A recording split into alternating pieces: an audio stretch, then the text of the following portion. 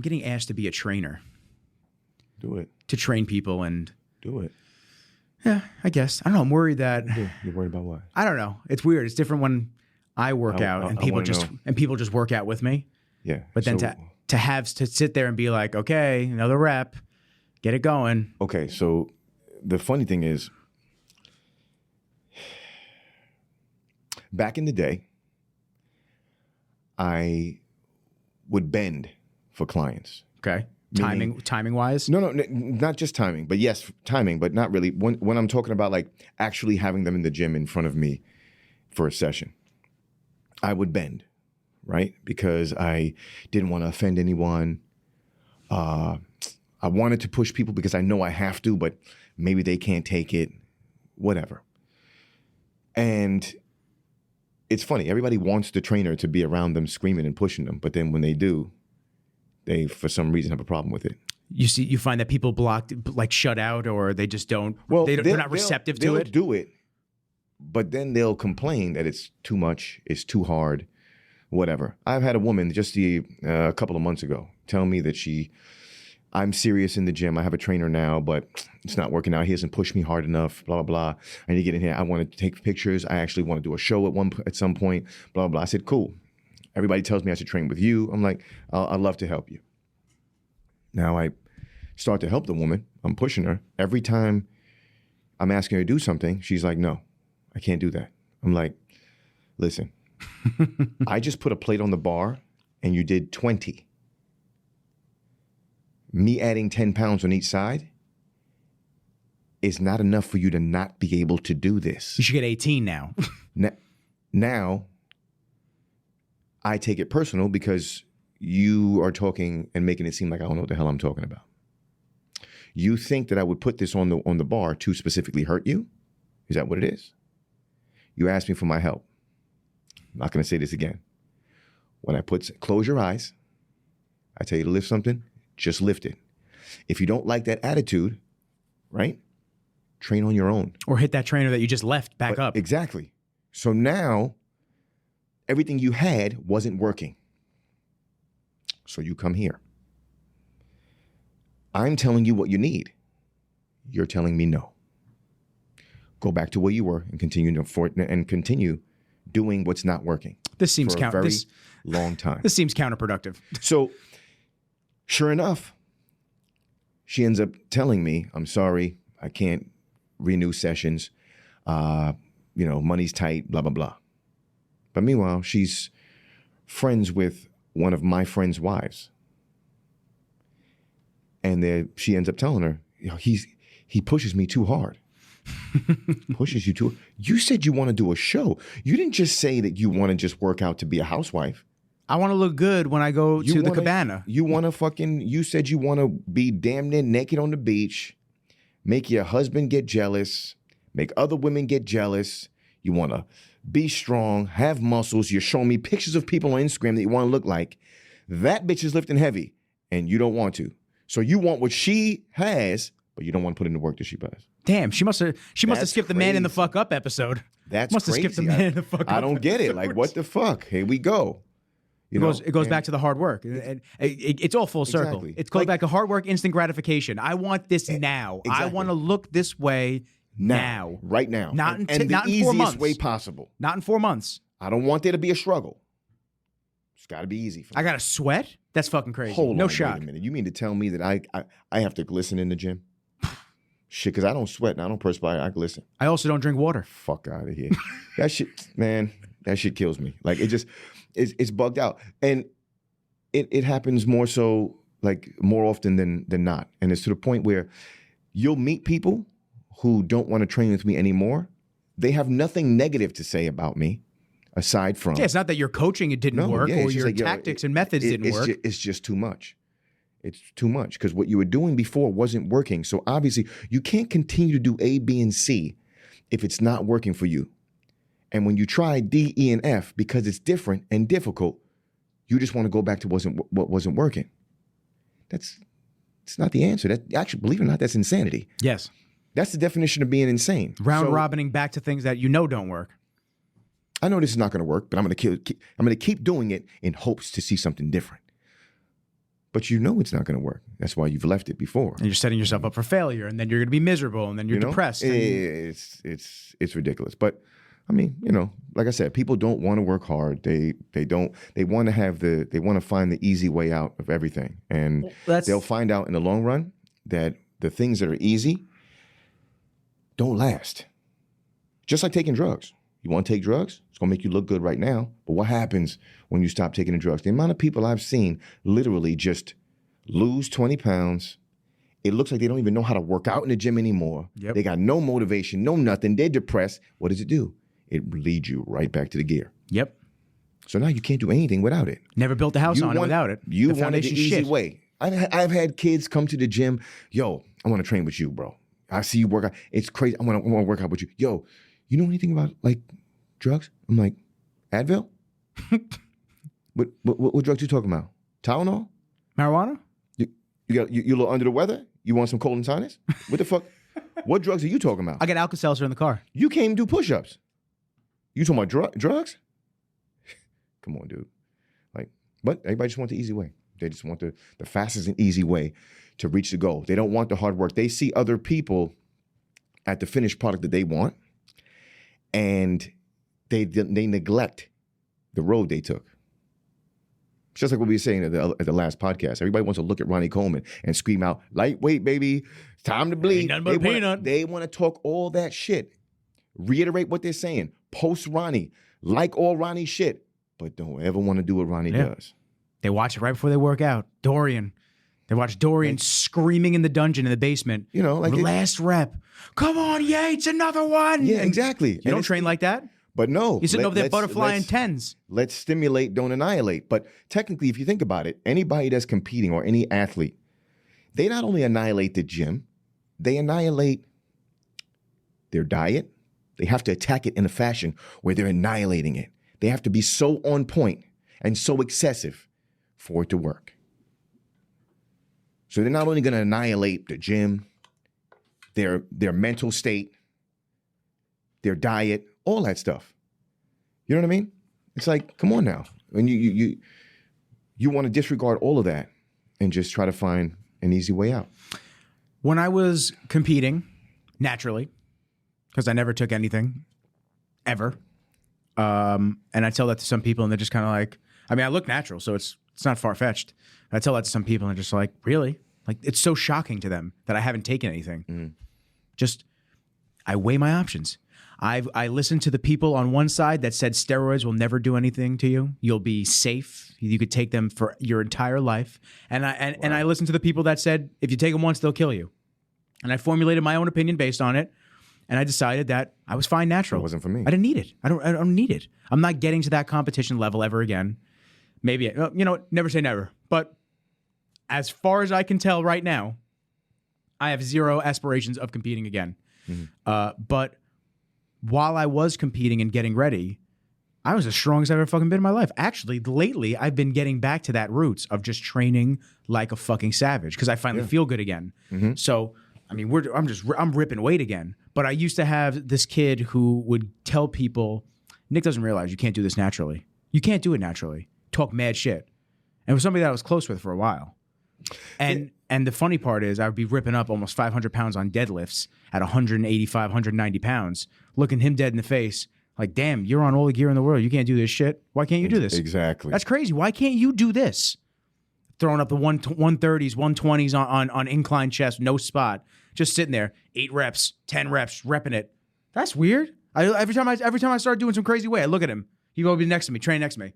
That's fucking crazy. It's crazy. How come you can't do this? How come you struggle with hundreds? I don't know. Aren't you taking everything under the sun? Shouldn't you be the Hulk? Mm-hmm. No, because it's not the end all be all. It's not. There are plenty of dudes that are natural, that are stronger and more shredded than dudes that are on shit. Yes. Literally, and I could be wrong, but my whole thing with steroids in general, and this is kind of turned into a steroid conversation, but my whole thing with steroids in general is like use that as a topper. If you're gonna use them, like you have them for a purpose, use it as a topper. Top the oil off. That is not the catalyst. Build the foundation. Yes. Like you said, diet immaculate, training immaculate, sleep immaculate, vitamins, everything under the sun immaculate. And if then everything doesn't work for you, maybe start to see in small, minuscule doses. And it all depends on what your goals are. Yeah. Well, there's some dudes that just take a cycle just go on spring break. And it's fucking crazy. Yeah, it's crazy. Ridiculous. It's fucking crazy. We had spoke about this, I think, in the first podcast we ever did, The Voice and Rizzles. It was like right after my show. And I said, yeah, mark my word, I'm going to do this. I'm going to get on this Olympia stage. As the more I talk to people and realize what has to be done, or what, like you said, there's like a fine line. I don't think, and I can't say, I won't say you can't, but I don't think you can get to looking like them without taking gear. Yeah. So with that being said, my views on wanting that and that being a goal has changed. You shift. I'm just like, I'm not willing to do what they're willing to do. And I'm not knocking that at all. Like, I think you guys, they look phenomenal. They really, really do. I show you my buddy. And it's amazing. I know the discipline that comes along. I live it. So it's not like, but I'm definitely, I'm not willing to do what they do in order to be there. So, if I change my mind and I wanted that to be a goal and that's huge for me, and I'm older, so I guess I'll have to, look into that kind of shit. But I can't see that. I can't foresee that happening because I want to live.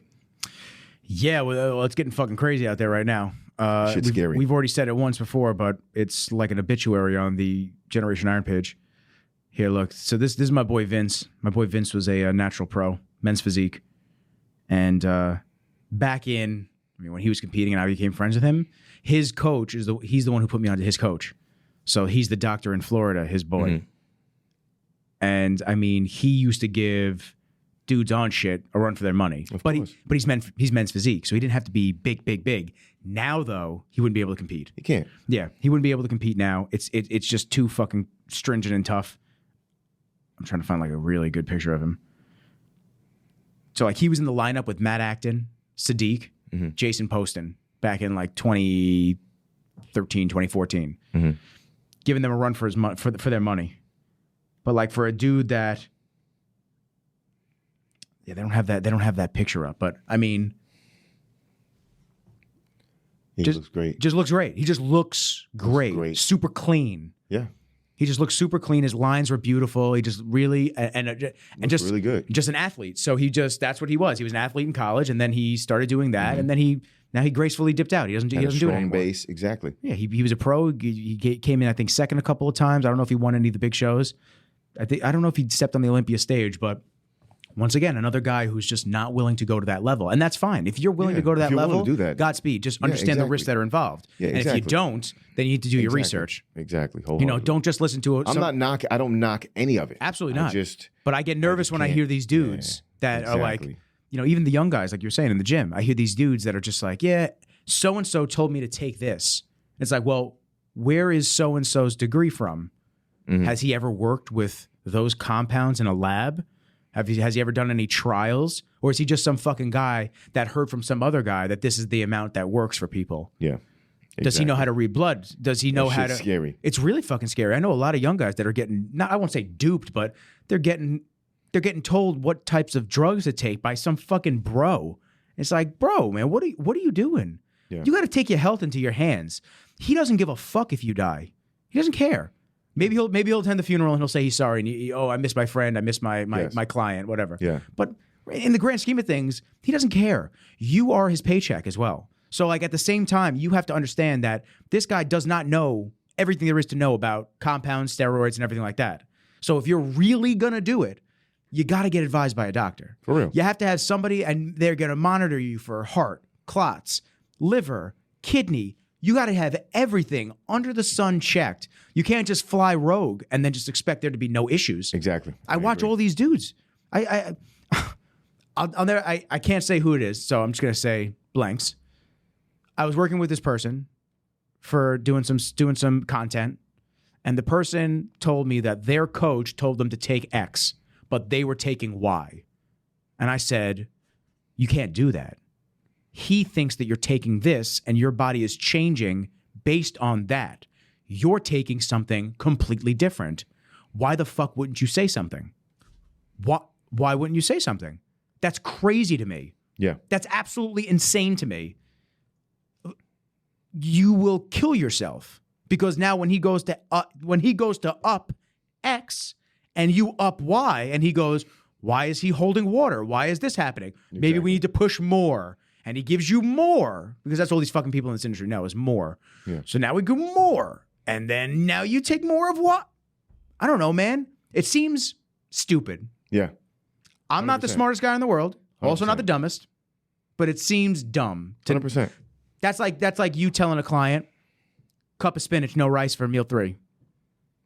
And then they're eating rice and they're getting heavy. You're like, the fuck's going on? And they wonder why. And then you go, okay, well, take the carbs out. Take the carbs out of meal 4 too. They take the carbs out, and they still gain. What's going on? What's going on here? You're not listening. Somebody's lying. It ain't me. Not following directions. It ain't me. So, kind of how the conversation started. I have a couple people that are asking me to start training them. Yes. Which I'm down to, but I'm also not the guy to baby someone in the gym. Well, that's what I'm saying. Like, you have to figure out. I've trained John Meadows mountain dog shit since 2012. Yeah. So I only know. I know you train hard. You go in, or why are we here? And then you know how you are when you follow a plan. A lot of guys, I'll spend the time to make a plan for someone, and I'll watch them in the gym. And I'll be like, that wasn't on the plan, but okay. That wasn't on the plan, but okay. So you decided to take those 2 moves out and add in your own. Because they're hard. Exactly. They're difficult. I don't want to do them. Exactly. So because you have another job as well, okay, if this training is not your number one source of income or whatever it is. Just be gas for the month. You can be, for lack of better terms, you can be a dickhead. And when I say that, I mean, you can literally be like, listen, if you're not going to do this, don't come back here. And that's how I am now. You're not going to steal my energy. I'm not starting my day or ending my day with someone that is not coming in here to think to themselves, if Jamal asked me to run through a wall, I'm ready. If you're not coming in here with that attitude, I really don't care to train you. I've already passed that part of my career where I have to kind of baby and coddle people. Granted, certain people, I know they come to gyms for different reasons, but if you're coming to the gym to see results and that's what you're telling me you want to see, I'm going to give you my expert opinion. And whether you like it or not, you either take it or you don't. And if you don't choose to take it, there's no reason for you to be here with me. So I'm at that level now, thank God. And you're pretty much starting at that level because it's not your go-to job. Yeah. If you had to worry about retaining clientele and making money to pay your bills, different story. Now you got to bend a little bit. My bedside manner has to be different. Exactly. And that's how I was when I first ever started training. Oh, did the 45s hurt your legs? Exactly. Oh. You know what? Take it back. Do you feel like you can go up? No, that weight was good. Okay, let's stay there for a little bit. We'll do one more. Now, during that time, I am trying to brainwash you.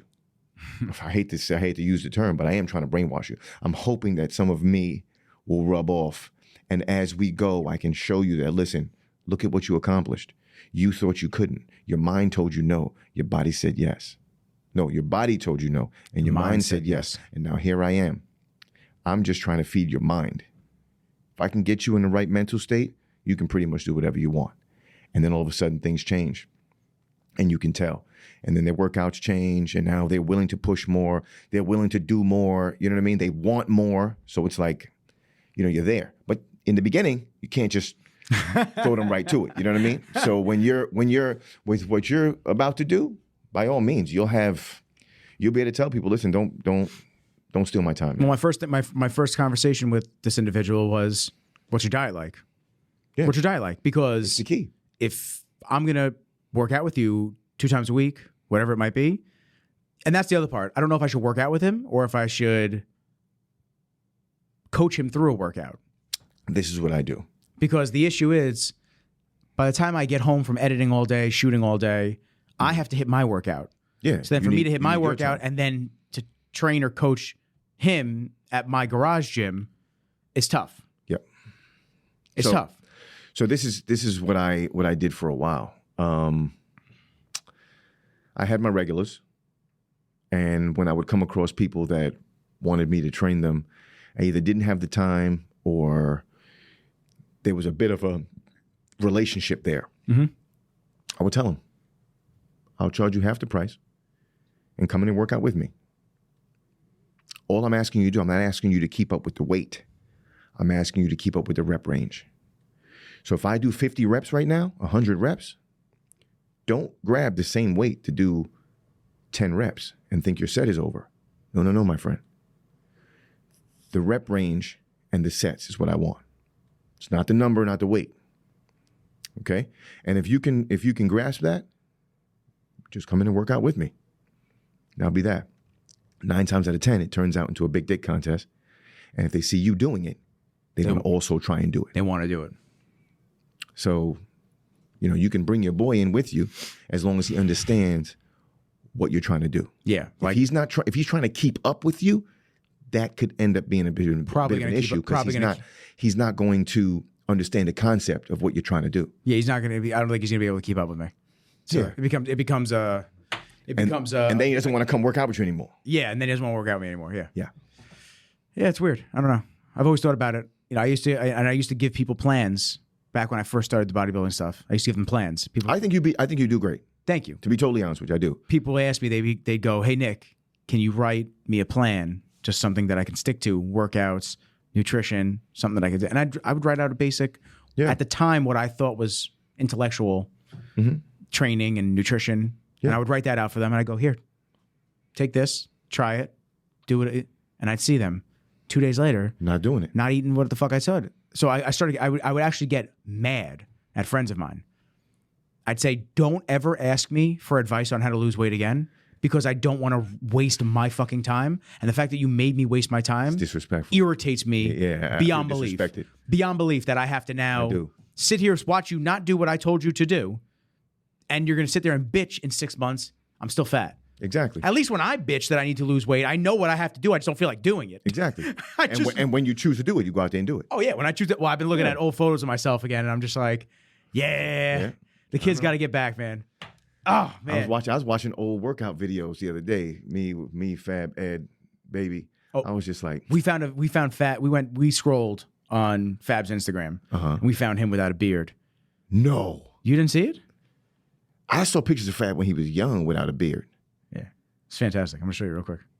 Don't tell me it's one of those James Harden things. You ever seen James Harden without the beard? I mean, it's interesting. Hey, you guys slapped in the face with a book bag.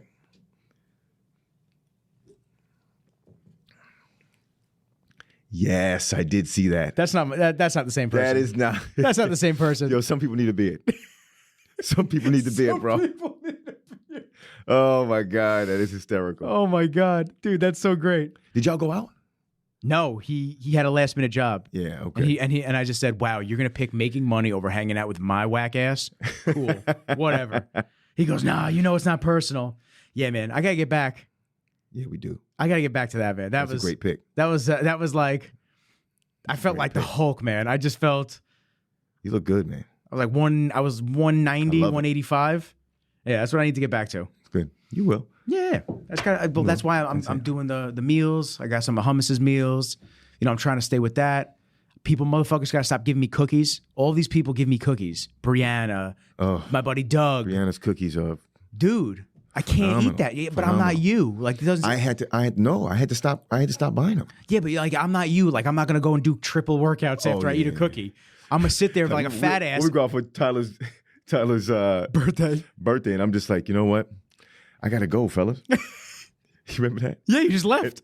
I thought something was urgent. Nah, I was like, yeah, I gotta go. Yeah, I love y'all. I gave hugs. I left, and I literally hit Fab up. I'm like, yo, I'm just letting you know because I know you'll feel bad. I'm about to work out. He's like, what? I was like, yeah, I'm about to work out like again. So, and what did you eat at dinner? Mad guac. I ate guacamole with a couple of the chips. You guys try to force me to have a drink. Yeah, that was the blood orange margarita. Yeah, I took 4.5 sips, if that. And then slid it over to Fab. Like, yo, finish this for me, bro. Like, everybody's watching me. They see the glass is not really. Yeah, we see it. The drink is not going down. Everyone's on their second, their third, and then we're looking at Jake. One of us. One of us. So, and then I had the steak. with rice. You gonna go Nothing back there? crazy. The place was good, right? It was good. It was Yeah. really good. Yeah. Really, really good. Yeah. And then I left and went to the gym and You tried to weighted kill myself. carries and till Yep. what time? That night we didn't get out till 1:15, 1:30. Yeah. And it was one of those nights too. We were pushing it. Oh yeah, you felt it. All the sodium and shit from the food. You we felt good. everything. And it's funny because I sat down in the gym. I waited for him. I said I'd give him a few minutes. He was talking to us. He was hanging out with us Yeah. at my car. And I was just like, I could have just went home and actually like. Yeah, got well, some well, sleep. that's the thing. If you give you that, and that's the same thing with going to the gym in general. Yeah. You give yourself that time where if you're not taking your pre, if you're not amping yourself up, listening to music, getting ready, you know, it's the end of the day, man. You're sitting in that comfy leather seat. It's cold out. You got the heated seats on. You What just time go. did we finish dinner? We finished dinner at. It's at least 10, 11 o'clock. Yeah, I left at 10:30. Yeah. So that's what I'm saying. So you give Yeah. yourself that time where you just get that second thought in Yep. your head. Maybe I should just leave and I never hit the let bed. I never let it take over. You don't let the bitch in you talk. No. Once the bitch started talking, I slapped the shit out of her. Shut the fuck up. I'm like, hell no. I'm like, I could just go home and get. Yeah, don't talk like that. Only bitches talk like that. Pick this motherfucking weight up, nigga. Come on, let's go. and that's exactly see what I did. I said, fam, get your ass in here quick, man, because I'm gonna need a rest period inside between these sets. But yeah, it's what it is. It's just me. It's me. It's a mental thing with me, man. I just my whole family's like, not my whole family. I can't say that. I'm sorry. I apologize to my family, but majority of them are, forgive me, but overweight and unhealthy. Okay. That's my family. My family is the same way. You know, my parents are always like, yo, every time I see you, you're like, oh, my legs, my back. Yeah, I'm sore. I'm not injured. Like, I don't have to rent a hospital room every year. Like, come on. Like, just eat right, whatever. So, you know, they have, yeah, I'm my genetics, definitely a lot of diabetes, high blood pressure, cholesterol issues that run in the family, all metabolic syndrome type stuff. So, no matter how much I work out and how much I eat right and I may feel good, people think I do it for the looks. I really don't. You're performance driven. I'm performance driven, but at the same time, I'm trying to live. Like, I've seen my parents like in hospital beds. I've seen have surgery after surgery because of heart attacks and all that. I just, I'm trying to be the best I can be, the healthiest I can be, so that I don't end up like that. You know what I mean? Like, I'll visit my mom in Florida and I'll walk in and boil a dozen eggs, and she'll sit there and just watch me pop an egg in my mouth and grab a handful of salad out the salad box and just eat dry. She's like, that's disgusting. I'm like, no, it's not. It tastes great. There's hot sauce on the eggs. She's like, you're just going to sit there and just eat dry. I'm like, yeah, well, what do you want me to do? I could have cooked you something. I'm like, yeah, you'd have cooked me something with fried some chicken or something like that. I can't eat that right now. It would have been delicious, but however, amazing. Amazing, but I can't do that, you know? So a lot of people think it is. Then I gotta go to the gym at 1 a.m. and do weighted carries. Exactly. Let me sleep. Everybody wants to be like, yo, Jamal, I think you're taking this, you're a little too excessive. It's not about being excessive, man. You know what I mean? Like, I'll sit there and always talk about, you know, being Batman and how everybody calls me Batman. Like, you gotta be a superhero for your family, right? So that's technically what I do. And it's when my kids get older and they're like, Daddy, can you throw the ball with me? Can you teach me how to fight? Can you do this? Can you do that? And I'm either unhealthy or can't help them. Where's the superhero then? The dude that they look up to, that they call Batman or Daddy, where are you now? Now I got to go and pay somebody To do that with your to kids. do that? Yeah. I got to pay a guy or girl to do that with my kids when I should have been able to do that. I was like, and it's not about being cheap, the paying part. It's the fact that, yo, like, that's you. That's be a your dad, responsibility bro. Like, as a parent. As a parent, like, you know, you want to be that. I don't want people looking, like my kids looking up to other people more than they look up to me. I'm not a jealous person. I don't have a jealous bone in my body at all. But you're the king. when it You're comes- the superhero. Yo, that's the only thing that will make me jealous, the only thing that's ever made me jealous in my life, I can tell you right now, there's two things. Before my grandmother passed away, she like raised me. She's like my mom. If I walked in a room and my brother, my sister, my mom, or anyone was sitting closer to her than I was, I would feel some type of way. You know how Kenji likes to nuzzle himself in between you and your mom? That would end up being me. She's mine. She's for me. That's my woman. That's my mom, right? That's that. That's one. Two, if my daughter chose to run to someone else to give him a hug instead of me, oh, yo, listen, bolt down the medicine cabinet, man. Don't, listen. Call me a pussy if you want. But listen, I need all that love. From her? Every ounce. Every bit of it. Every bit. And that's it. That's all. So when they call on me, I need to be there. Makes sense. Plain and simple. You know what I mean? I don't do it for the looks. It happens to come along with it. If I was, I'd be one of those dudes walking around the gym half naked all the time. That's not even my style. You know, we've done videos and you have to coax me out of my clothes, bro. Like take the shirt off, Jay. You're like, come on, just give them what they want. I'm like, I don't know. Come on, sell a little nipple. Like, yo, come on. Sell a little Take nipple. your shirt off. Let's Come go. on, let's go. You show your legs. I'm like, I don't know. My legs look watery. No, they don't. They don't look watery. You got veins running through them, man. They don't look watery. But my legs look watery. Want me to pull my thigh out? It'll be crazy. The difference. I'll put it right next to yours so you feel good about yourself. Shit. But it's never for that. It's all for other reasons. This is my mental sanity and to stay healthy for my family. That is it. I don't want to roast you right now, but Go ahead. You're showing your age, by the way, by writing down your notes on the piece of paper instead of just putting on my phone. Right? Yeah. You want to know why? I was writing it down while I was in the shower. In the shower? Yeah, I was literally washing my face. Oh shit! Before I forget, I literally just reached out. Okay. I was writing. I didn't want to touch my cell phone. Okay. I would have done that. I would have done that. You threw me for a loop when I saw the pad come out. There's a guy, I forget his name. I think they call him Dr. Siak or something like that. He's a motivational speaker, and he talks about how there's a disrespect level how with the way you handle your phone and social media and stuff like that. Meaning this. Teach me. If the first thing you think of when you wake up in the morning is to grab your phone. Every morning I do. And look at your phone before speaking to a loved one, saying good morning to a person next to you, texting your loved one, whatever it may be. That's an addiction, and that leads to a problem. If when you're in a meeting, you take your cell phone out of your pocket and put it onto the table, you're telling the person that you're having the meeting with or the group that you're having the meeting with, you're not as important as what could possibly happen on my phone. That's why it's here and it's closest to me. As I have my phone on the table right now. Keep your phone in your pocket, right? So there's many different things that he'll get at when it comes to that. I'm putting the phone in my pocket. For people that can't listen. So that's what I'm saying. Can't see that are only listening. You know, a lot of people will be like, yo, like you're either always on your cell phone or you don't answer your cell phone. I don't want to be attached to my cell phone. I don't want to be just driven by social media. I don't want to.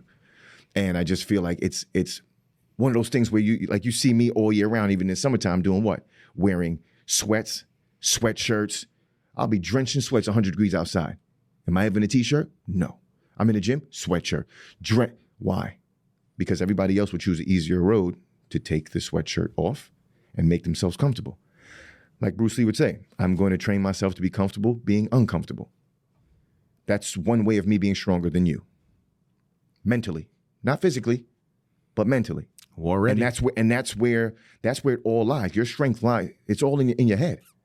So if I could park at the end of the supermarket just to walk in further than you did, I won. If I kept my sweatshirt on longer than you did in the gym because you couldn't deal with the discomfort, I won. And I'm going to always win. That's how it is, a competition. Everything I do is a competition with myself. I don't really care technically about what you're doing, but it's with me. I would be like, damn, it took 45 minutes yesterday for me to take my shirt off. I got to go 47 minutes, 50 minutes, whatever it is. That's the game. Now just keep it on for years. Exactly. I don't care. And people are like, yo, summertime, dude, why you got your hoodie on? Hold on. I'm like, not only do I have the hoodie on, but I don't even use my AC in the car. Stop What's it. up? Get the fuck out of here. Ass fat. He'll jump in the car like, yo, bro, what are you doing? There's no shot I ever drive with you in the He's summer. He's literally like, yo, you just have the windows open? It's hotter outside. I'm like, it's all good, man. The wind, the breeze, baby. Soak it up. Okay, I do love to the go. breeze driving with the windows down in the summer. I won't even. I'm not going to front, though, when it's 100 out, it's hot. When I go to Florida, I'm traveling to Florida, I'm driving, and it's hot out. Like right now, the temperature's starting to come down in Florida too, but not bad, obviously. But in the summertime, I would, if someone's in the car with me, I'll allow the AC. If it's me, AC's off, windows open. Are you just sweating 24/7? Sweating. I'm uncomfortable, and I love it. I actually don't think I know what it is to be comfortable. I don't think you've smelt around me ever. I don't think you've ever stunk around me. So now we need a Jamal cologne and deodorant plan as well. Everybody will say, I've never, ever smelt bad in my life. I don't, my body odor, I have none. I don't even wear deodorant.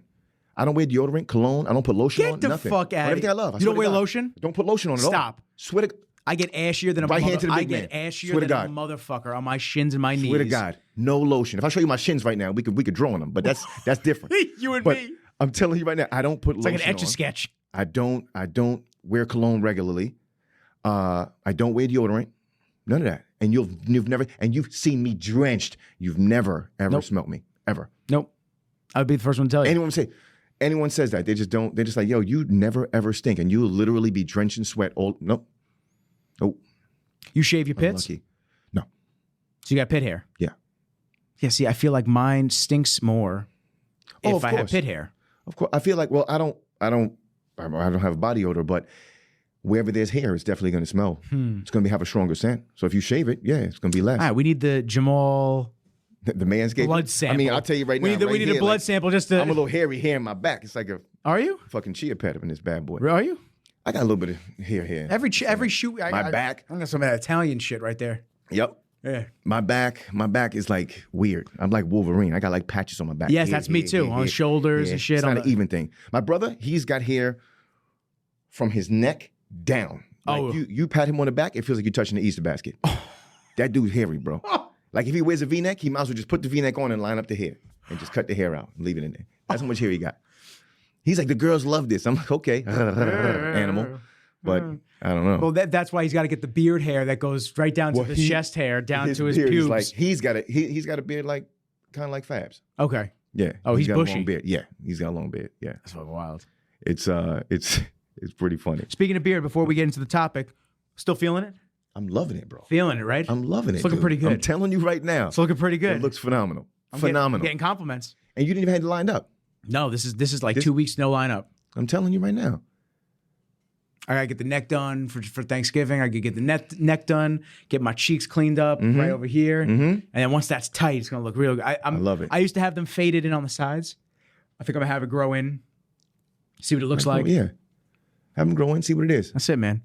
My barber looks the great. barber that I went to fucked my hair up the last time because he gave me like a different fade on each side. It looked different than the other side. And then he cut my hair on top too short. Too short, yeah, because it's normally a little bit longer. You got the Patrick Swayze going on usually. Yep. So now we had up. That's it. Last night I was at my buddy's surprise 30th birthday party. Had up. I was the only one. Had it up. I was in a t-shirt and jeans. Everybody else is suited up. But then my boy came in, the one that was the surprise party was for, flannel and jeans. I went, yes. Thank yes. God. Now I don't look like such a bitch now that I don't want to dress up in a suit. Thank the Lord. I'm telling you. But yeah, it looks good, man. Thank you. It's good. It fits you. It Thank suits you. Yeah, it's Even with the Rizzle's artwork you had drawn up, I think it's dope. Yeah. I think it's dope. Yeah. You might have to doctor it. If that beard comes out looking the way I know it's going to look, you might have to change that. I may have to hit him up and be like, hey, switch just up. add in a little bit of beard for me. Like this, yeah. Just add a little bit on there for me. The God of War. The God of War, yes. Mm-hmm. So come down to a little point.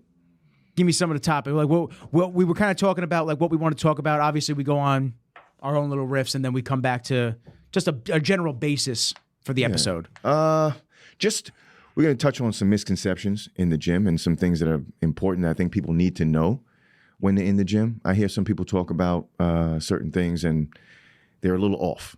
You know, sometimes they might stumble across something that is correct, but I don't think they know why it's correct, and their reasoning for thinking it, the reasoning for bringing it up is not always correct. I think we have to do this because we're giving advice, and I'm not sure if that's how we do this, but we're not doctors. Yes, we are not doctors. I don't know if this is what we have to do because I've heard people say that you have to do this when you're giving out advice like this for physical activity, medical stuff, whatever. We're not really giving out medical stuff, but consumption. We're not going to give out information for you to do. This is just our recommendations. Yeah. This is just for you, for your knowledge, for this you to is what you've experienced, what you've seen as effective and efficient, and exactly. Take it away. Yeah. So, and at the end, I think we're going to try to segue into one of the Trainer Chronicles that was going to be an episode that we bring in at some point, about my first ever client that pretty much almost turned me away from wanting to be a trainer ever. Instantly, I first don't client. think I've ever wanted to quit this field more than after the first person I ever trained. I'm looking forward to that. Yeah, and it's actually it's a couple. It's a husband and a wife that really just completely made me just Blood curdle. Yeah, I sat there and I was like, you know what? With my temper, I don't think this is going to be a good job for me. And unfortunately, it led to a couple other things that have happened throughout my career, but wasn't as. I can't say it wasn't as bad, but this is the first ever client I ever had that did this to me. All right, so hold on to that. Yeah, we'll talk we'll about get that. there. I want to hit the We'll get misconceptions. Let's hit the misconceptions, A to Z, right down the list, what we're going to hit. So, I want to talk a little bit about when I hear people say that lifting heavy weight gets them big. Specifically females. Well, females, we're going to get to that. But we're gonna even get to guys. that. Oh, guys too. Guys think that I need to lift heavy to get big. Oh, okay. That's what you're saying. But- the stimulation of it. Exactly. So, like, what I wanted to touch on is, like, fellas, you have to realize that if I give you 1,000 pounds to lift and you lift it, it's amazing, but you've only eaten 1,000 calories today, you'll be powerful pound for pound because you're lifting heavy, right? But you're not going to gain weight. You're not going to put on muscle. You're not eating enough. So just the concept of lifting heavy is going to get you big is false, right? So you got to look at the muscles as the verb in a sentence. It's the action mover, okay? You train your muscles the way you want your muscles to react. So if you want to train to be powerful, that's how you train. So your muscles react in a powerful manner.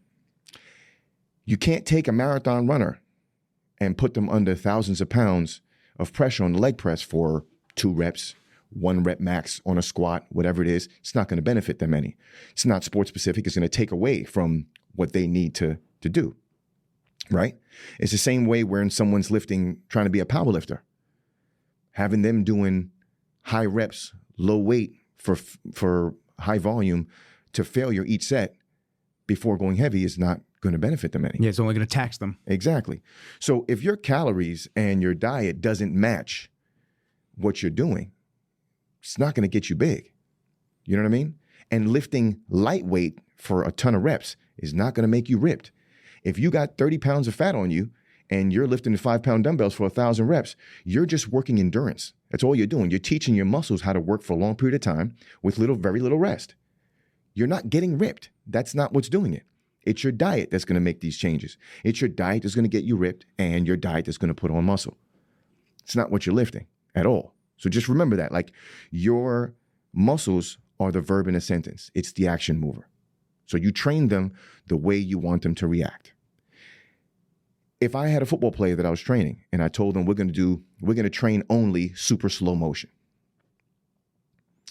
The moment he goes out to run the 40 and explodes out of the box, he's tearing something because his body's not accustomed to that. He wasn't trained to do that. The verb, the muscles, was not trained to perform that way. And that's what's going to happen. So you got to keep that in mind. You got to make sure you're eating an abundance of calories while lifting to gain weight, to put on muscle. Now, then the question is, all right, if I'm eating a lot, do I have to lift heavy? You're eating a lot. You just have to stimulate your muscle. You have to basically break down muscle fibers so that they can Rebuild and repair. rebuild. That's it. Whether you do it you lift enough weight where you're dying out at 15 reps, or you lift weight that you're dying out at 4 reps. Either way, as long as you're straining and struggling and being pushed and pushing your body past limits that you were before, you're going to build muscle if your diet is correct. And that's it, plain and simple. Now, women always think that if I lift heavy, I'm going to get big and bulky. Like She-Hulk. Yeah, exactly. The thing about it is one of the main things that females need to understand is what they lack as one of the main components to help men build muscle. Say is it. testosterone. There we go. And you don't have much of that. And if you did have much of it, which you may think you do because well, I do get a little husky when I lift heavy. That's because you're also eating like a husky somebody. All right. So let's not lose sight of that. So it's not the testosterone, unless you have a mustache and a beard that you shave on a regular basis, and maybe you do have a little more testosterone than normal, but it's still not enough. Because just remember, if a man who has testosterone flowing through his system on a regular basis and wants to lift heavy and tries to lift heavy and eats abundance of calories, and he puts on 12 pounds of muscle in 1 year, he had a superb year. 12 pounds of lean muscle in 1 year is a superb year. Not a good year, not a great year, not a wonderful year, but superb. That means you were able to... That's like 0.5% of people. Exactly. Yeah. You ate right. You supplemented correctly. Got enough sleep. You never got sick.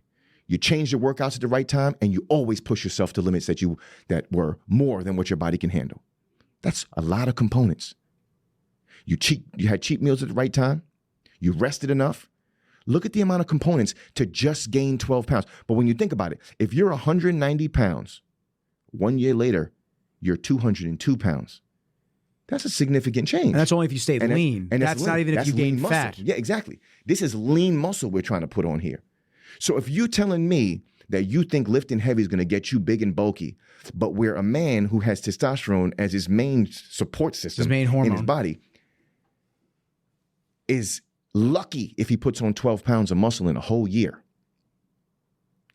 Where do you think you're at? How do you think lifting heavy is going to put muscle on that is more than a man without testosterone taking over your body? What would make you think this? Doesn't work like that. Doesn't work I like never that. understand where they got this notion, but that's their misconception. And it's a huge misconception, because if you really look at something that's 100 pounds of solid weight, it's this big. Something that's 100 pounds of loose fluff, it's this big, right? So technically, if you lifted heavy and built more lean muscle, you could be 120 pounds, 100 pounds looking lean, this skinny, or you could be 100 pounds of body fat and look this big. The number is still 100 pounds on the scale. Yeah, the number stays consistent. Exactly. It's just a space that's displaced. It's body composition. That's all it is.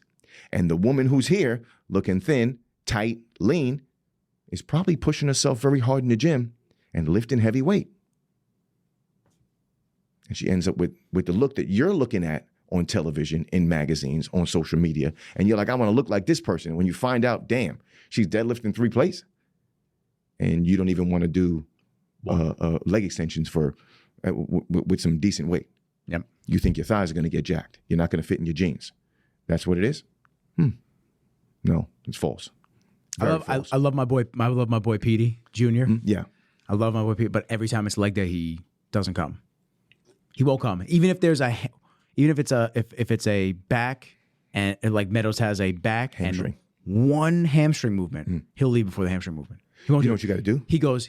My legs and my ass get too big for my suit pants. Like, one workout. Sure it does, bro. One workout. Sure it does. Stop, Junior. Dude, you know what you got to do? Tell him today's chest, and when he gets to the gym, psych. He won't do it. No, he'll leave. He'll go home. He'll fucking go. What? Oh yeah, no, he'll go fucking home. Yeah, it's wild. I don't understand it. He's letting me down. Yeah, you gotta tell. Yeah, next time you see we him. got to have a conversation. Yeah, next time you see him, have a conversation. Put him on the spot. That is hysterical. Yeah, he'll leave. He'll walk out of the gym. He'll fucking leave. No, he'll go home. He'll go home. Wow. He won't do it. He will not do it. Oh my God. Yeah. Now, on the topic of women and lifting, let me just make a generalized view that I've seen. Yes. Is it just me, or are girls getting into lifting younger and they're looking insane? Yeah. Like early 20s? I love the fact that fitness has taken the turn that it's taken. Was it like this 10, 15, 20 years ago? No. It's fucking I could tell you right now, in the gyms that I grew up going to, there was only a handful of women, a very small handful. I could tell you right now, the women I remember in the gym were there because their boyfriend was there, and they were either jealous and just needed to be around their boyfriend at all times. That was one of my exes. She's one of them. Sounds fun. Just bullshitting around the gym, not serious. Yeah, sounds fun. And then a couple female like bodybuilders. they were serious. But it wasn't bombarded with women. It's wild You know what I mean? Now I think it's amazing because I'm looking at girls at young ages come into the gym and they're going right to the squat rack. They're going right to deadlift. They're trying to push them. They're walking in with weight belts and knee wraps and they're pushing weight. And I'm like, yo, developed thank too. God. Looking crazy, developed. Yeah, well, yeah. You know what I'm saying? Look at some of these younger girls, the early 20s, they look like they've been training for fucking 10 years. It's amazing. I'm happy that has happened because for a long time, women have neglected it, but they don't realize what that does for their health. Well, they've just been cardio bunnies. Exactly. They think they're helping themselves by just running and doing cardio. And that's actually hurting you. You know what I mean? In the long run, you want weight training. That's what's going to build more women have issues with osteoporosis and osteopenia than men. So one of the main things that help that is weight training. Not drinking milk. It's not, my calcium. No, that's not what helps that. That's great. It's not that. It's weight training. So when I see that now, I'm just like, thank God. Like people are starting to get it. Like, you know what I mean? Like they're starting to understand. Like, shit, where were you guys when I was trying to preach this shit to a room full of people and they looked at me like I had 10 three heads. heads. Yeah, I'm 10 like, heads. come on. I'm like, I'm trying to help you here. Like, this is what's going to help. This is what's going to help your metabolism. This is going to help your energy levels. This is going to help you when your hormones are off. When you're on your period and you're feeling so down, right? You may feel like shit and disgusting. Listen, ladies, I don't know what a period feels like. Okay?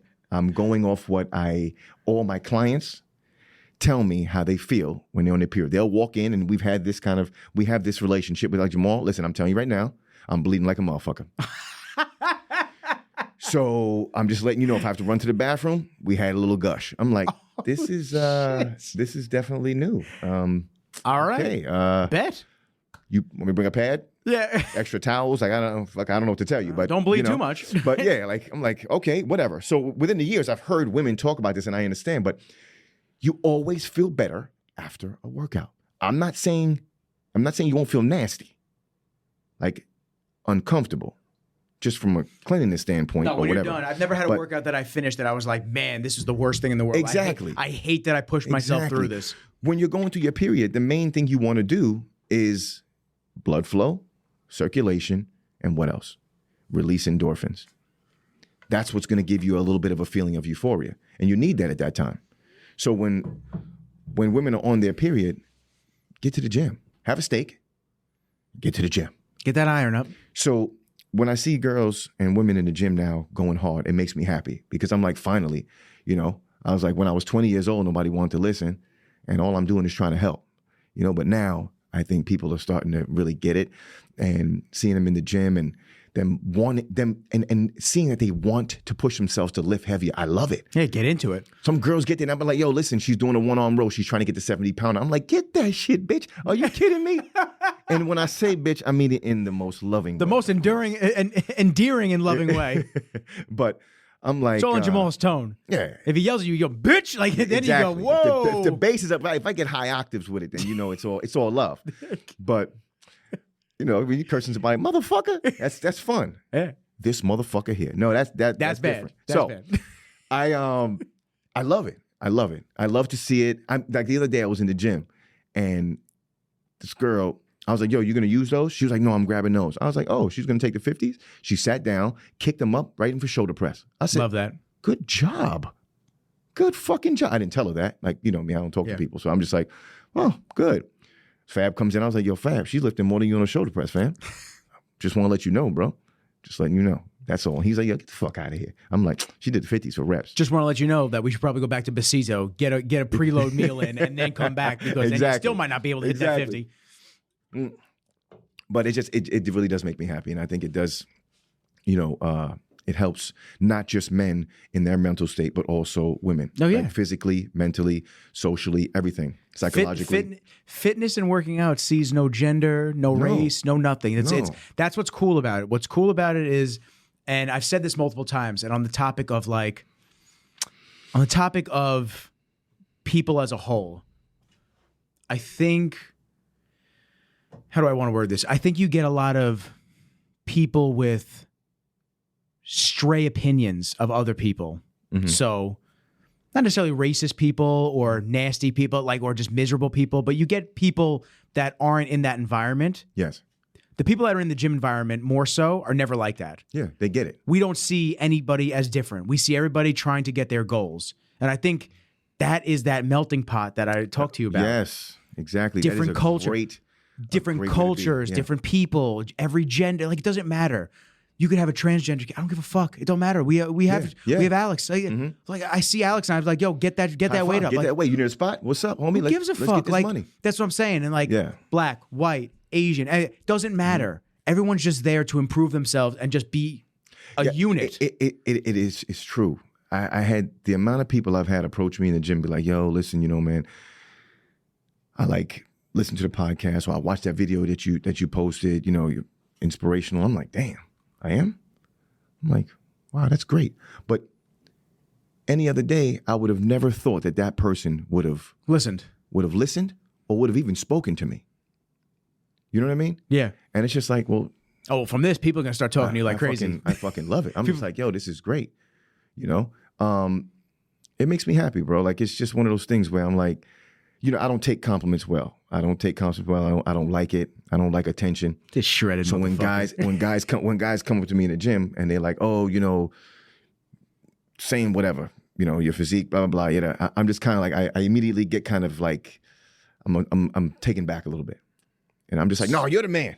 So I'm the same way. Yeah. When people talk to me about my videos and photos, because I know the people that are better than me and where I rank and where I want to be. Yes. So people will be like, Nick, fucking video you post is amazing. So I'm just like, yeah, it's good. No, it's great. Yeah. But like, I know that I want it to be interplanetary. Yeah. I want it to be stellar. I want it to be insane. Yeah. And yeah, I guess. So it's the same way with me. Yeah, it's the truth. I have a level of body dysmorphia where I truly don't like what I see in the mirror. I genuinely like it. It's like when you take a picture of me or the video and you show me, I'm like, you don't believe it. What's the first thing I say all the time? I'm like, you sprinkled a crack on it. I'm like, damn, bro, that's me. Sprinkled a crack on it. I'm like, it's got to be the lighting, bro. It's got to be the lighting. Nope, that's you. So you look like I don't like what I see in the mirror, and it's what pushes me to work. I always want more. You know what I mean? I always want to push myself. I always want to just be better. You know what I mean? Like, I had one time, a couple of the young guys came into the gym. I was at Sparta working out, and they were like, "Yo, OG, can we jump in on your workout?" I was like, "Of course, come on." We're working out. I see them in the corner. They arguing. Come on, man. What the fuck, man? We can't let this old motherfucker get us. Why the fuck we can't keep up? Yo, listen, come on, man up. Let's get this. And the other guy's like, I can't lie to you, man. I'm tired, bro. I don't think I could do any more. And I'm like, yo, what y'all over there talking about? We just got the warm up and the first set out of the way. We got a lot of shit to do. Then they're like, yo, how old are you? 43. What? I'm like, what? What's wrong? I thought you were like 30. I'm like, bless your heart. Bless your heart, but you're still not getting out of the set. Exactly. And then they go up to like Gene and be like, yo, G, all right, what we got to do to get like Jamal? Well, first off, you want to know his secret? He don't give a fuck about you. That's his secret. Stop worrying about everybody else and worry about your goddamn self. That's why you never gonna catch him, because you worry about him. Fact. He's not worried about nobody else but him. That guy you see right now, he's talking to himself in the mirror. You see what he's looking at? He's looking at himself and he's calling himself a pussy. He called himself a cunt, a fag, the whole 9 yards. Look at him. Look at him right there. That's what he does before every set. It's just him. Just gets into it. That's it. That's what it is. Focus on you. That's all it is. But I don't want to sit there and say I hate myself. I don't hate myself. I love myself, but I don't like what I see in the mirror. I always want more. So I'll be in the mirror, like in between my sets, and be like calling myself all types of pussies, bitches, the whole 9 yards. And then I'll do my set. And one time I was dating this girl. I said, yo, call me a pussy. She's like, but you're not. I'm like, I know I'm not. Just say it. Just call me a pussy real quick. Tell me what to say. I'm not going to do it. I'm like, well, good of you. Get out of here.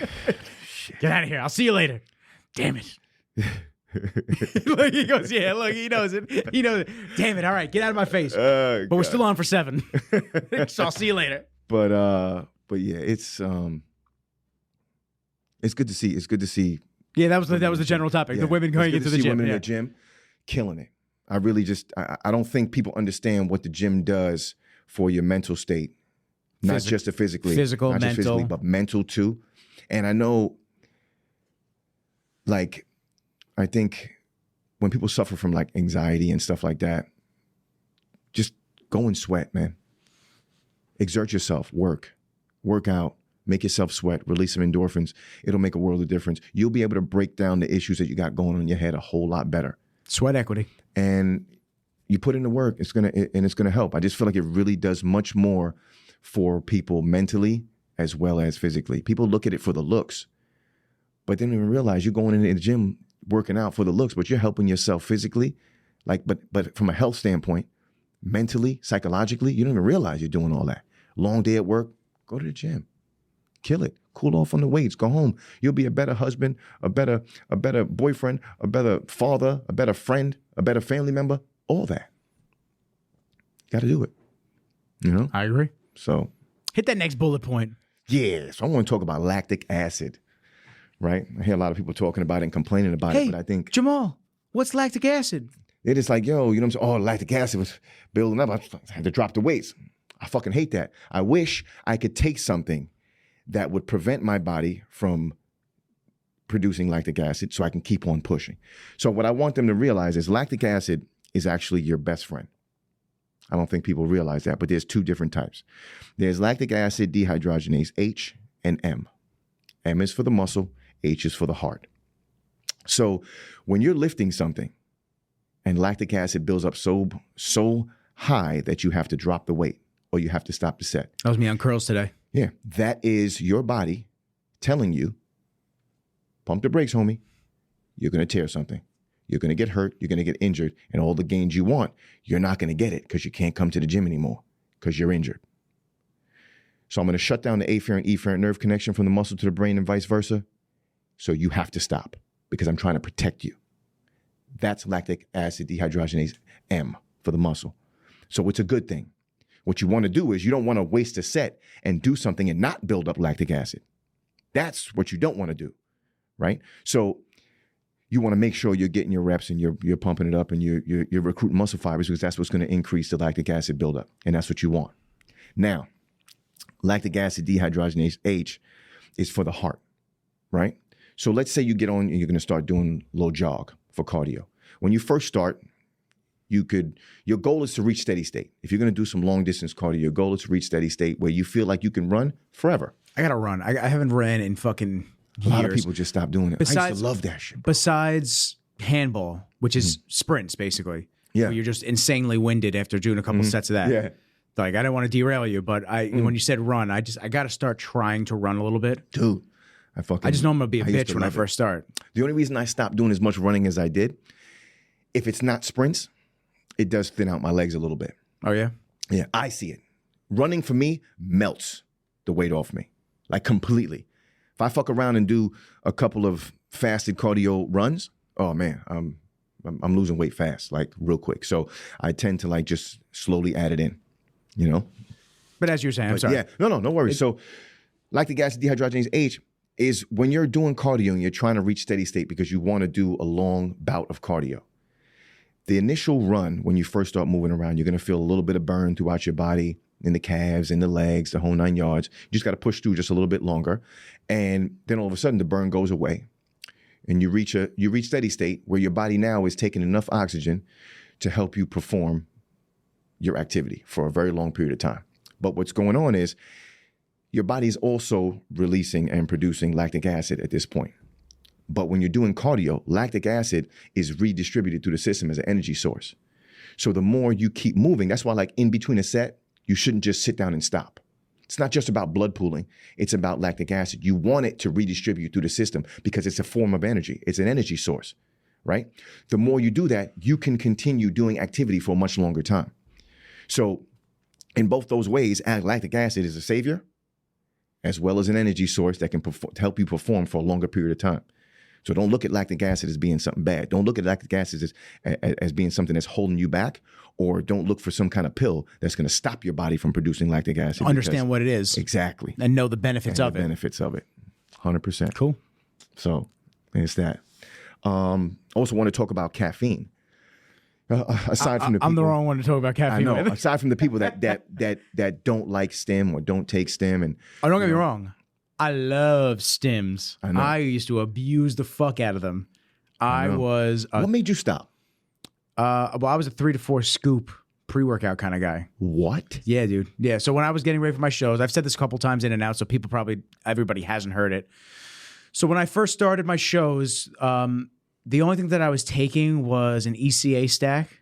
So that's ephedrine, caffeine, and aspirin. Yeah. Mm-hmm. I was taking I've done that. that as a pill, as a fat burner, and I was taking, I was drinking like 1 cup of black coffee a day. But as the prep went on, I was so tired constantly that I needed that kick in the ass. Now, before that, I was already a pre-workout champ. Like every workout I did, I had to have at least a scoop of pre-workout, kicking it back, getting amped up, getting jacked up, working out, this and that. But then as my prep went on and I was so fucking exhausted, just tired constantly from fasted cardio in the morning for an hour on the stairs at 120 steps a minute. Then I was working, I was at school all day, and then I'd go to the gym at night. I'd train. I would do 45 minutes on the stairs at night, and then I'd go home, back to my room, and I'd prep all my food for the next day. You know, as a college student, that's a lot. That's a lot. Yeah. So, and I also prepped very long because I was natural and I wanted a super slow Make sure that you breakdown. Did it right. Yeah. I prepped for 23 weeks. So, as I went on, I realized like I was consuming more and more. So I would drink a cup of maybe 1 or 2 cups of black coffee a day. Plus, I was having probably about 3, sometimes 4 max scoops of pre-workout. And the one I was using back then was Mr. Hyde. Oh, Mr. Hyde, I know that one. Okay. Oh yeah, Yeah, I never took it, but I know what you're talking about. Yeah. I was never. It was about. I think it was about like 250 to 300 mgs of caffeine. Oh my god. So like, wow. I was taking 900 milligrams of caffeine. Almost a gram of caffeine just to work out. Now I'd have to leave the gym sometimes because I thought I was having a heart attack. I'd actually have to leave and go catch my breath and air outside and then just come back. Like I'd be shaking. I'd be like, okay, like just relax, chill out, and then I'd get my heart rate. Happened to you. I'd get my heart rate down, and then I'd be like, okay, we're good, and I'd go back in. There were a couple times where I had some panic attacky moments. Yeah. And then after I stopped my prep, I got back to Long Island because I was in Connecticut. Back to Long Island, I was working my day job, and I'd go train at night with my buddy at the time. And I just noticed that I was consuming a lot of caffeine, and it would give me a lot of anxiety. Yes. I'm not an anxious person by trade. I'm just really not. I'm very calm, cool, collect. I'm confident, this and that. And then I had my first vertigo attack. That was in... That must have been like 2015. 2015, 2016. I'll never forget it. It was the scariest thing in my life, man. I just finished a back workout. I was super stressed. I was talking to this girl, and she was giving me mixed signals. I was stressed about that. I was stressed about work. Work wasn't going well. I was undersleeping. I was tired. I was over caffeinated. Just like there was a lot of things going on. And then I remember the night before I went to Cherry Valley in Hempstead with my boy. Went to go. You ever been there? Deli? Yeah, bro. Yeah. The fucking crazy sandwiches. Yeah. Went to Cherry Valley. Grabbed sandwiches. We went back to my house. We ate. It was like 3, 4 in the morning. He went home. I went to sleep. We woke up at 8 a.m. We go, let's go hit back. We hit back for like 2.5 hours. Heavy, rolling the 200s, rolling the fucking going absolutely crazy. This is when I was deadlifting 3 times a week too. And then we end the workout. I go, the girl that I was seeing was there at the time was there. She was training. We go sit down on the front bench and we're cooling down. And somebody just said something to me, and I turned my head, and the whole room spun on top of itself. I just turned my head the wrong way. Wow. I went from right to left just to look at them, and the whole room just spun. And I had to like, if anybody ever got the spins when you're drunk, that's what it feels like, but you can't stop it. You can't stop it. And I'm just sitting there, just waiting for it to end. I'm just sitting there. I'm waiting. I'm keeping my eyes shut because the room is literally just spinning. Keep my eyes shut. It won't stop. I tried to drink something. I said, maybe my blood sugar crashed because I haven't really eaten much. I drink something. I go outside. I throw up. As Kenji stretching. Hey, buddy. Cutie pie. I go outside. I had to get driven home. I left my car at Bev's. And then for about 2 days, it was like that. Shit. Yeah, it was really fucking scary. And then I started feeling somewhat better. I still felt a little off, I had to get back to work. I had to get back to training, doing my thing. I felt a little off. It was weird. I couldn't really explain it.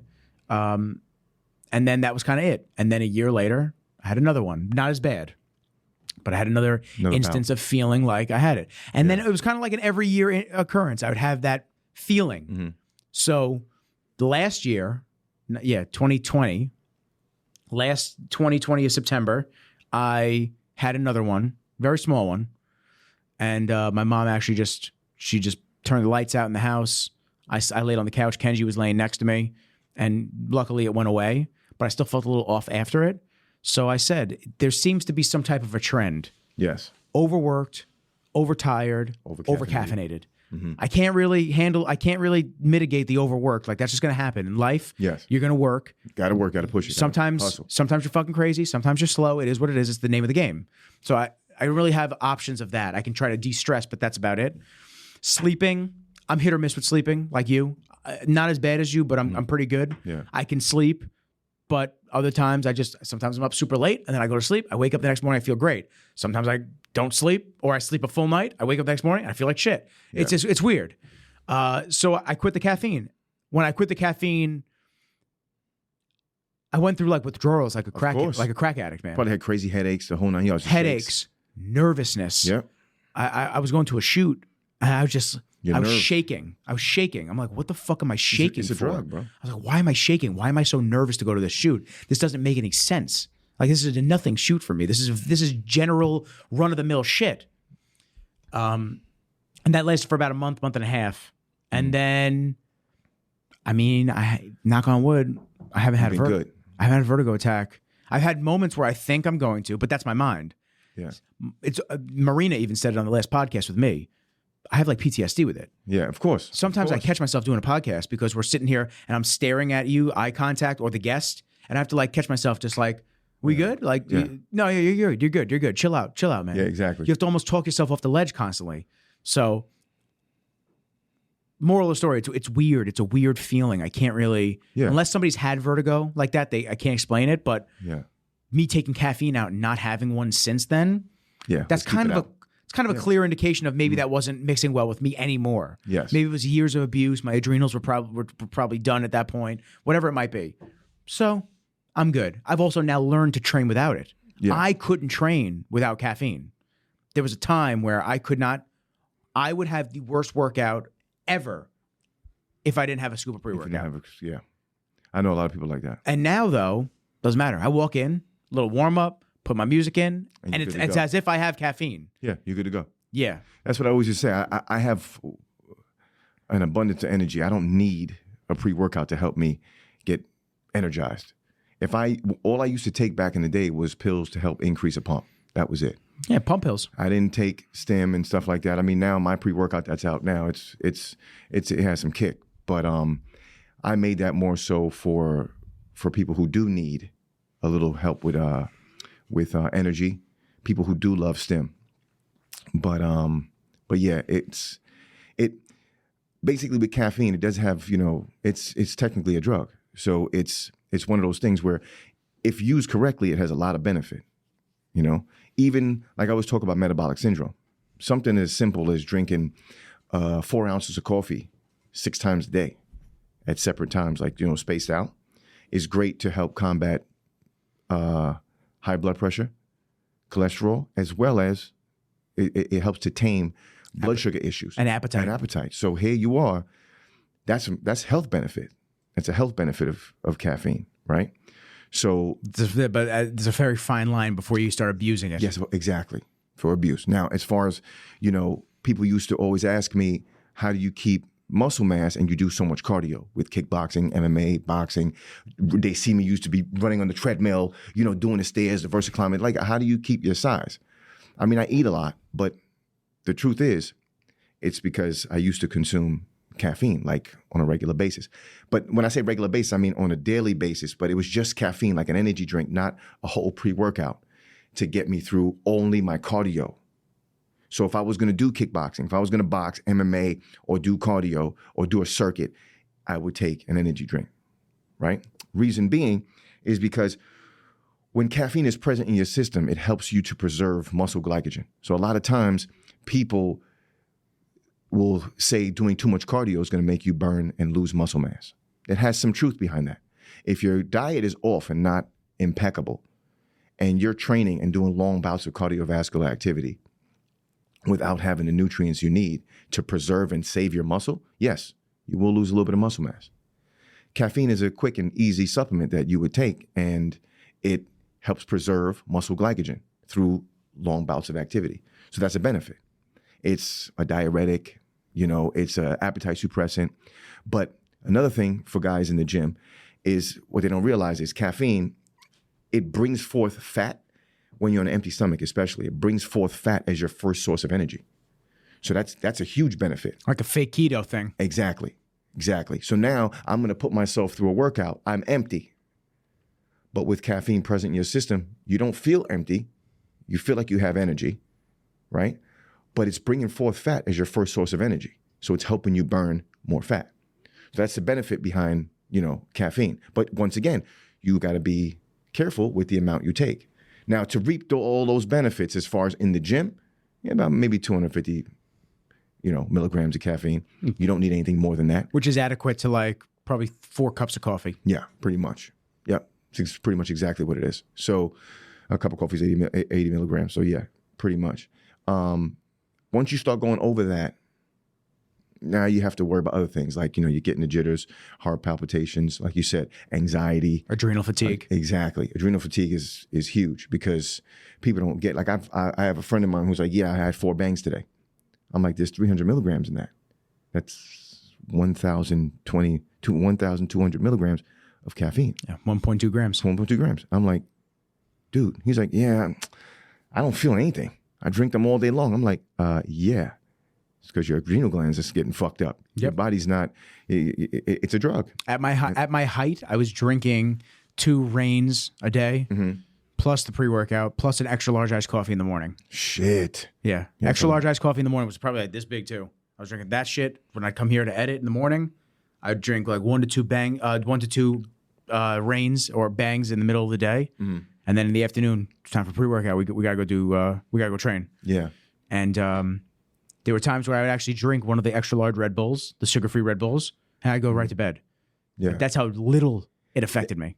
Yeah, that's exactly what it is. You just were taking way too much, which is, I mean, like you said, like that's I feel like that's the first drug that people abuse when they get into the fitness lifestyle. Of course it is. It's not the steroid, it's the caffeine, and I gotta get pre-workout. It's like, what, nobody's ever. I feel like nowadays, rarely anybody has trained without it now. Yeah, everybody's coming in dry scooping, blah blah blah. The whole 9 yards. They need their pre-workout, like you said. They need it to work out.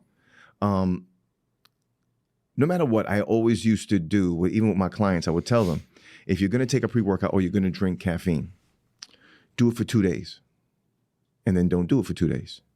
Do it for 2 days. Yeah, cycle in and cycle out. So that you always have that profound, that potent effect of what the caffeine is going to do for you. You're always going to reap the benefit. Because if you don't, that first time you ever drink, now this is what's crazy. I always talk about like the mind and how strong it is, but you drink a cup of coffee, the first time you have a cup of coffee, you feel like, oh my God. You feel like a god. Yeah, exactly.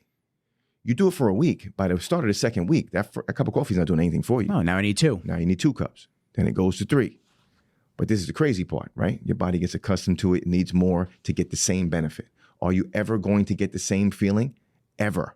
No, you never will, right? Even when you stop taking caffeine for a while, you'll get a good feeling when you start back, but it's never the same, right? So it's like a crackhead trying to chase that first high. That first high, you're never going to find it again. You're always chasing it. This is exactly the same thing with caffeine, but it's really crazy how it works like that.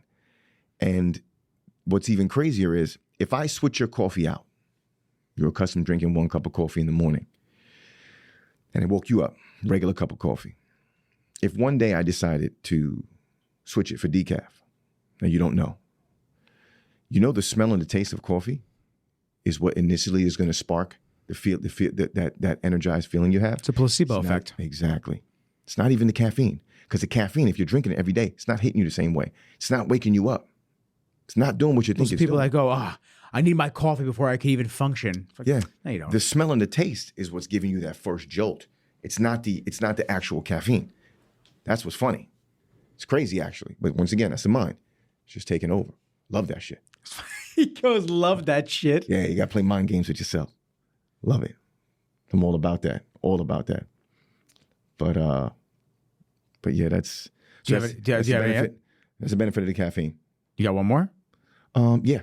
I got another. Let me see. One more thing I want to talk about. And people talk about calories in, calories out. Okay. Right? And yes. You and I might debate on this, so. Okay. So calories in, calories out. If I have two people and I cloned one, so it's the same exact person, and I give them each 2,000 calories a day. Okay. Okay. They're going to be the same weight. Activity levels, everything is exactly the same. They're the same person. So their metabolism, bone structure, muscle mass, everything is exactly the same. They're going to be the same weight. Okay. So my question to you is this. If it was 2,000 calories worth of pizza and the other person was 2,000 calories worth of grilled chicken and vegetables, would their weight be the same? What do you think? Okay. Yes.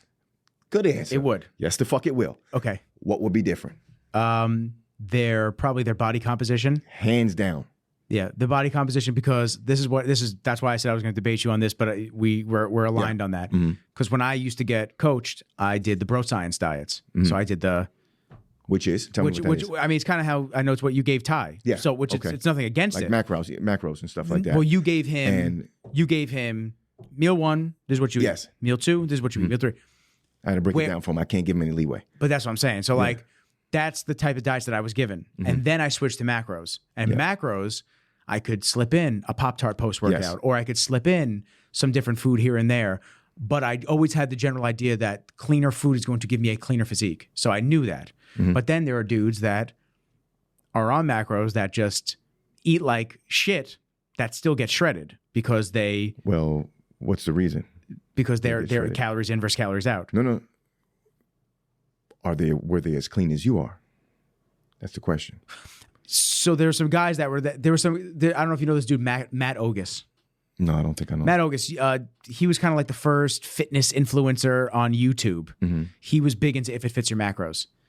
Dude was a fucking house of a Asian dude, and he would eat out almost every day. He would make sure his macros fit eating Chipotle every single day.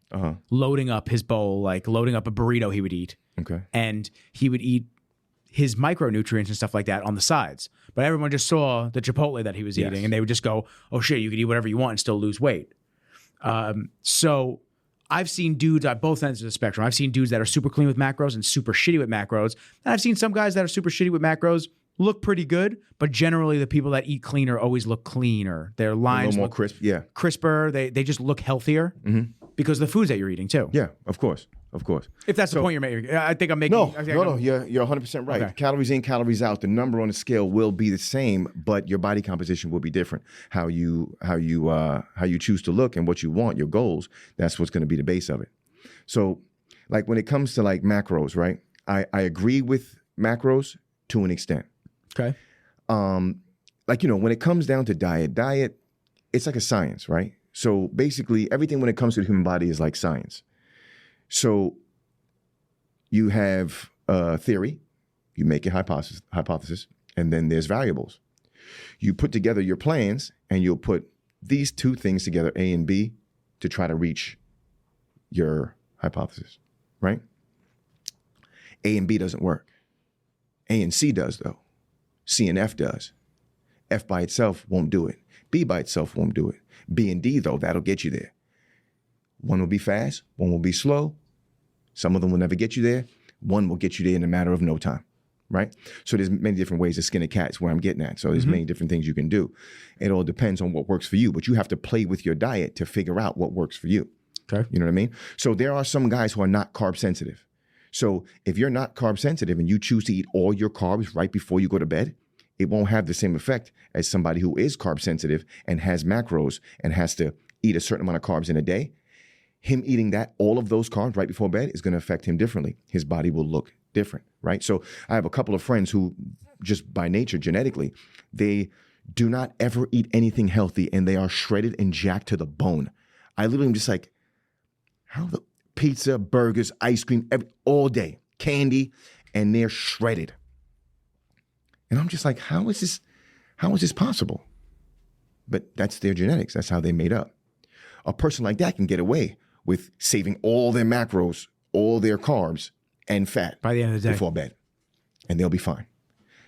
But then somebody else won't be able to do that. So it's all about figuring out how your diet is going to work for you and what works best for your body type, your lifestyle, your just overall your body. Yeah, I like macros. I liked it because I was able to feel like I could eat flexibly. I didn't have to just be. You weren't attached to your. Oh shit! We're out of chicken again, so I can't have anything else but chicken. Yeah. Like it was chicken's on my plate, so on my plan. So I guess I got to eat chicken. I can't even eat the fish or the steak or whatever. No, but I get what you're saying. That's where it's good. It taught me, and I was the most shredded when I was on Mac. When I was doing that, when I was cooking, 40 grams of pasta and then cooking it, and then that was my carb meal for the middle of the day or something like that. Like it was nice to be able to learn foods like that because I was never taught that. Yes. I think there's a lot of misconceptions with it where people just think it's an excuse for people to just eat shitty, and it's some people, but most people that follow that stuff, no. It's about learning. See, like when I get a plan now, or I see someone's plan, they go 6 ounces of chicken, cup of rice, this and that, blah, blah, blah. There's so many factors in that yes. Like, well, 6 ounces of chicken, that's fine. You're weighing that out. But like the rice, cup of rice, or you're giving me those measurements, it's like, well, how many grams of carbs am I eating per day? I don't know. Yeah. I need to know, like, well, just drop it to 4. Some of the dudes will be like, just drop it to 4 ounces now instead of 6 ounces of meat. So I know with some people, when I do their plans, I do change the way I write down the numbers. Okay. I'll say 1 cup, 6 ounces, or I'll say grams. Yeah, grams is certain people. Grams is where I'm at. The reason I do that is because gram people will go harder than the ounce people. You got to know your audience. Yeah, gram people will go harder. A gram person will literally walk into a 7-Eleven and be like, "Oh shit, okay, I'm ready to get this. All right, let me grab that peanut butter and jelly sandwich, and I'm gonna bring my scale right here. Put my scale there, and I'm gonna wait." You got to know your audience. Okay. If you're doing it for somebody that wants to get on stage or that's dead set on a goal and you see them working, that's how you write it up for them. That's what I believe. Other people, you got to be like a little more like, okay, go out and buy the microwavable packs of rice. Eat 1. Or half. There you go. No, don't even do half. Eat 1. Throw it out. That's all that's on your plate. You give certain people leeway, they don't know how to take it. It's just like this. We're going to work out 6 days a week. I know you're not coming to the gym 6 days a week. You're only going to get there 4. But if I say come 4, you're only coming 2. So I got to say 6 to get 4 out of you, right? So you got to be like really on with those other people. Like, listen, I need this amount of chicken. Go get those microwavable cups. Don't go doing your own rice because I know it's not going to match up. Yeah. Or you're going to be spooning that shit in your mouth as you're making it. Mm-hmm. Exactly. So that's how I'll switch it up. You got to know your audience. Because, by the way, everybody knows that, when you're spooning the food in your mouth as you're cooking it, the calories don't count. Yeah. Calories don't count. You know how many times I've done that? I was like, I'm waiting for my food to heat up, but, there's a jar of peanut butter and jelly, and I could just make a little mouth peanut butter and jelly while I'm waiting. Exactly. That's not good. That doesn't count. No, what do never. You mean? That wasn't on my plate. I didn't put that on my plate.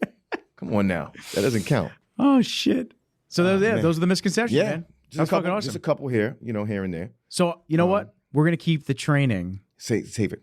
I want to give them something to get excited for the next one. It's a good one. So we'll do the training chronicles for the next episode. Let's do that. I think we should open up for some Q&A too. I think that'd be good. That would be wonderful. Yeah, because I know you'll get a lot of questions. Let's do it. Me, no one gives a fuck about me.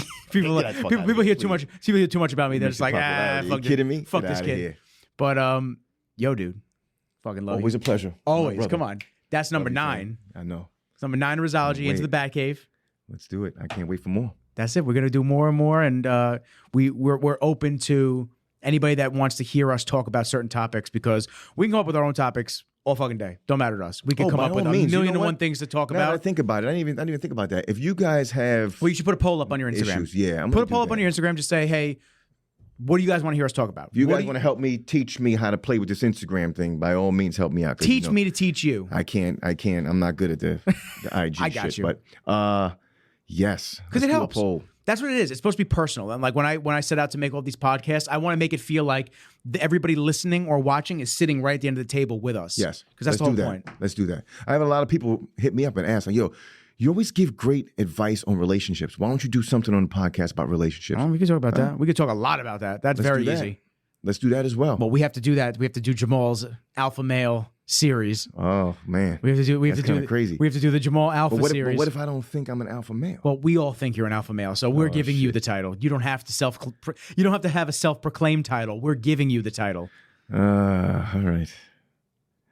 I hope it matches up. Oh, it matches up. I hope it matches up. All right, guys. Yo, thank you for listening to episode 9 of Rizology. You know the lingo. Peace. Later.